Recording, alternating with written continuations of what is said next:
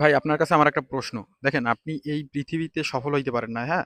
ভালো কোনো ইউনিভার্সিটিতে পড়তে পারেন নাই, বা যেকোনো বিষয় আপনি ডিপ্রেশনে চলে গেছেন, হতাশা ছিলেন, অনেক সময় নষ্ট হয়ে গেছে, হ্যাঁ?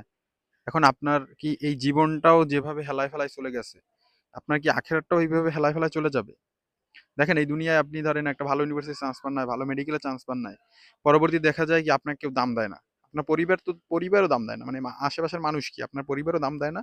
মনে করেন খুব খারাপ স্টুডেন্ট, মানে কি মানে ছাগলের ৩ নাম্বার বাচ্চা এই টাইপের।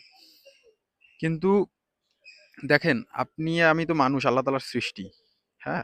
আমরা যারা এইরকম সফল হইতে পারিনি দুনিয়ায়, এবং মানুষের কাছে একটা গ্রহণযোগ্যতা নাই, মানুষ আমাদেরকে অপদার্থ ভাবে, মানুষের মানে দাম দেয় না, কোনো মূল্য নাই।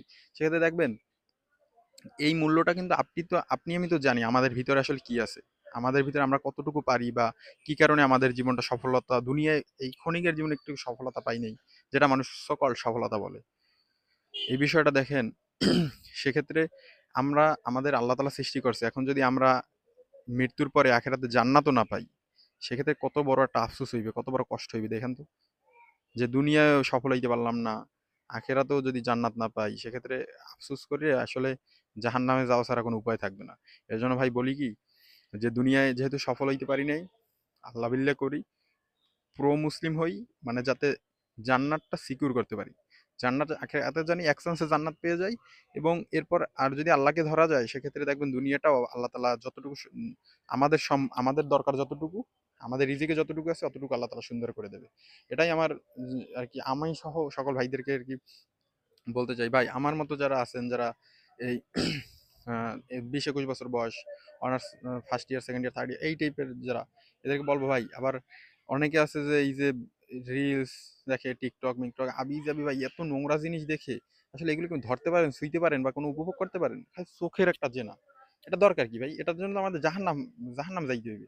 এই জিনিসটা আমরা সবাই সারান দিয়ে আল্লাহকে ধরি। আর ধরেন 20 বছর তো হয়ে গেছে, যদি 60 বছর বাঁচি বা 70 বছর, আর বাকি আছে আমরা 40 বছর, 40-42 বছর যদি ধরি, এর আগে তো মারা যেতে পারি, এটা তো কথা না, এখনো মারা যেতে পারি।